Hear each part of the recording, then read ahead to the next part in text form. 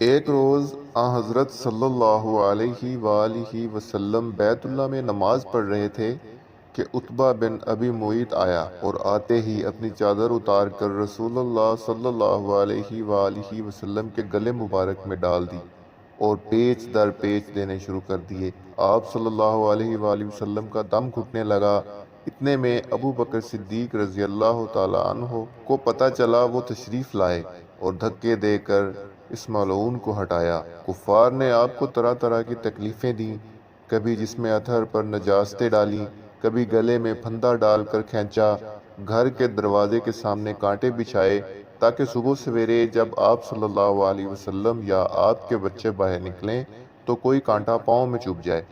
گالیاں دیں، قتل کے منصوبے بنائے، جسم اطہر کو لہو لہان کیا، قید میں رکھا۔ آپ صلی اللہ علیہ وسلم کے صحن میں پکے ہوئے کھانے پر غلاظتیں پھینکیں۔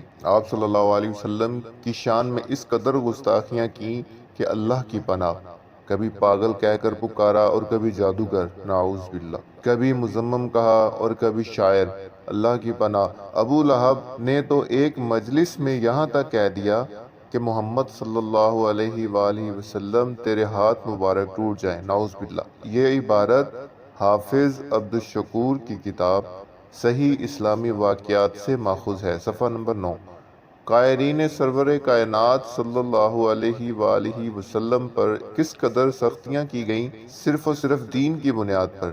اللہ تعالیٰ کا لاکھ لاکھ درود و سلام ہو آپ صلی اللہ علیہ وسلم پر، اور ان کفار پر اللہ کی، فرشتوں کی اور تمام انسانوں کی لعنت ہو جنہوں نے آپ صلی اللہ علیہ وآلہ وسلم کو پریشان کیا۔